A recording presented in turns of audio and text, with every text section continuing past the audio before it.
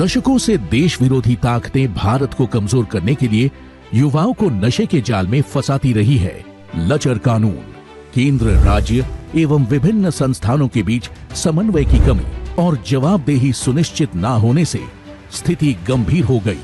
Drugs लेकर आप न केवल खुद की जान जोखिम में डाल रहे हैं, बल्कि अपने परिवार व अपने दोस्तों को भी, आपको चाहने वालों को भी दुखी कर रहे हैं, उन्हें परेशानी में डाल रहे हैं। नशे के खिलाफ प्रधानमंत्री नरेंद्र मोदी ने सरकार के परफॉर्मेंस को प्रभावी बनाने के लिए होल ऑफ गवर्नमेंट अप्रोच के तहत अंतर विभागीय समन्वय पर निरंतर जोर दिया है। इस अभियान को आगे ले जाते हुए गृह मंत्री अमित शाह ने भारत को नशा मुक्त करने का प्रण लिया है। नशा मुक्त भारत के लक्ष्य की प्राप्ति के लिए नशे के खिलाफ जनमानस बनाने के साथ सभी राज्य सरकारों के सहयोग व अभियान में जुटी संस्थाओं के आपसी समन्वय पर जोर देते हुए गृह मंत्री अमित शाह के नेतृत्व में कई प्रभावशाली कदम उठाए गए, जैसे एनकॉड की 4 स्तरीय मैकेनिज्म के द्वारा समन्वय। इसके तहत सभी स्तरों पर एनकॉड के सभी स्टेक होल्डर्स की नियमित मीटिंग के निर्देश के अलावा एनकॉड पोर्टल पर एकीकृत ड्रग के डेटा प्रबंधन, न्यायालय के आदेश, संबंधित नियम व कानून इत्यादि उपलब्ध है।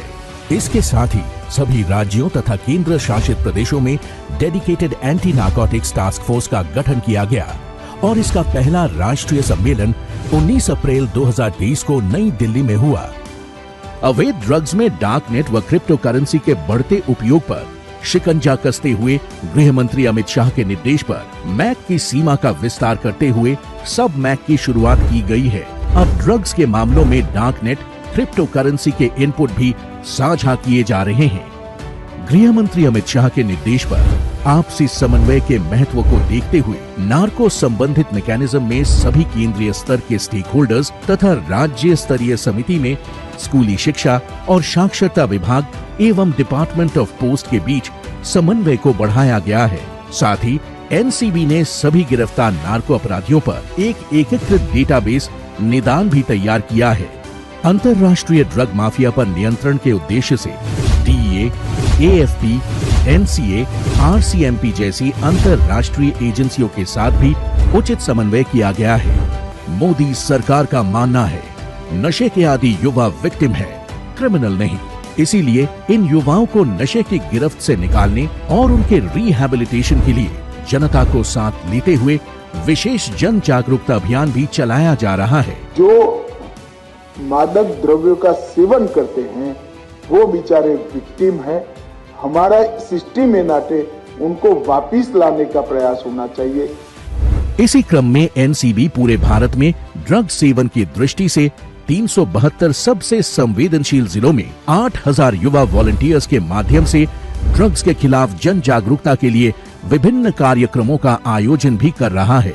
अब तक 3 करोड़ से अधिक युवा और 2 करोड़ से अधिक महिलाएं इस अभियान से जुड़ चुके हैं। मोदी सरकार द्वारा ड्रग्स के खिलाफ इस लड़ाई को डिटेक्शन, नेटवर्क के डिस्ट्रक्शन, कल्प्रिट के डिटेंशन और एडिक्ट्स के रिहैबिलिटेशन पर एक समान ध्यान देकर अंजाम तक पहुंचाया जा रहा है। गृह मंत्री अमित शाह के प्रयास, नीति और रणनीति से देश अपने लक्ष्य नशा मुक्त भारत की ओर तेजी से बढ़ रहा है। नशा मुक्त भारत ही आने वाली पीढ़ी और देश के स्वर्णिम भविष्य के लिए सबसे बड़ा उपहार होगा। कि हम एक ऐसे भारत का निर्माण करें जब देश की आजादी की शताब्दी मनाई जाए, तब भारत और भारत के युवा ड्रग फ्री हो जाए।